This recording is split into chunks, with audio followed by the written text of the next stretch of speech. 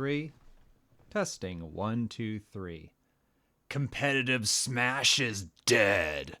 That is the subject of today's video. So I didn't expect to find out on my 34th birthday that apparently competitive Smash is pretty much dead. Nintendo released new guidelines to where the prize cap for tournaments in the US is apparently about $5,000. They make it where apparently you can only have up to about 200 people for in-person tournaments or 300 people for online tournaments. Organizers may not receive compensation for third-party sponsors. It may not sell food, beverage, or merchandise. I mean, they just have all these different rules that have pretty much destroyed competitive Smash if they were to strictly enforce it. A bunch of people are angry. And if you go to the official website, which IGN links to near the beginning, if you just click that link, it just opens that tab. Anyways, so thank you for sharing your passion for Nintendo's games, characters, and worlds. Nintendo cares about the community, but we don't respect the community. We just want your money, and if you do stuff we don't like, we're gonna fuck up your life. That's basically Nintendo. I gotta say, as a content creator, I've been hesitant for a long time to even make a bunch of videos related to Nintendo, simply because Nintendo treats their fans like shit. And I've been uploading more videos related to Nintendo games this year, but part of me has always been paranoid as a content creator if Nintendo's going to like screw me over as a content creator. But yeah, so there's no way that if they were to strictly enforce this ridiculous set of rules, that the competitive Smash scene can thrive.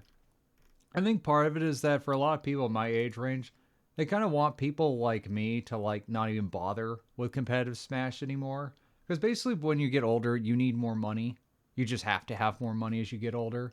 It's like, for example, Hungrybox did a response. That's actually how I found out about this. YouTube just randomly recommended it to me. And he just highlighted these specific guidelines in particular, which are just ridiculous. What are some of the tournaments that are not permitted by these guidelines? Tournaments that are not permitted by these guidelines include, but are not limited to, the below. For-profit tournaments.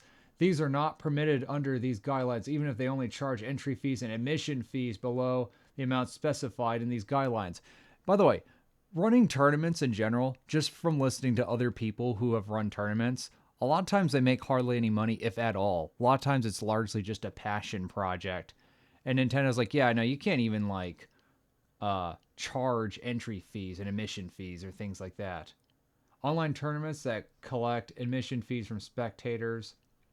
Tournaments that make it a condition of entry, and tournaments or viewing tournaments to subscribe or follow a YouTube channel, an X account, or any other streaming channel or social media account, or subscribe to a paid membership. Overall, like, Nintendo just does not give a fuck about the community. These are like the UK guidelines. A lot of them are similar to the American guidelines. Overall, like, competitive Smash is dead if they want to enforce this.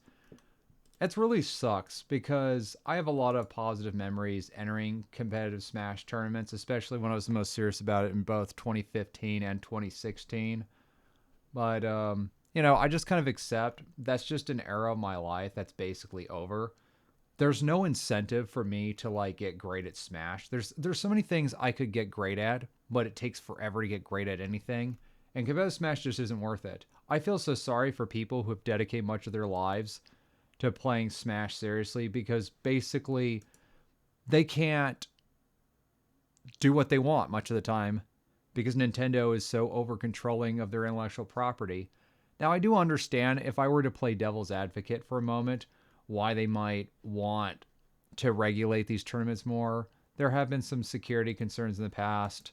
There's also been some potential legal consequences that happened as a byproduct of a bunch of people getting canceled from Smash community. I gotta say, as a spectator, somebody who watches competitive Smash, I don't personally enjoy watching tournaments as much as I did before, largely because a lot of the best people in terms of like players, a lot of the best players, not best people, poor choice of words, some of the best players, some of the people who were the best at competitive Smash, a lot of those people got canceled.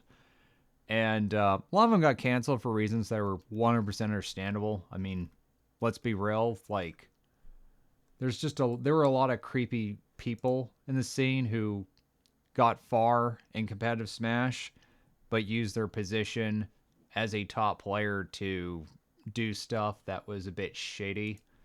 I'm not going to go into detail about that, especially because some people, if you even dare to mention their name and the allegations, they will literally fucking sue you.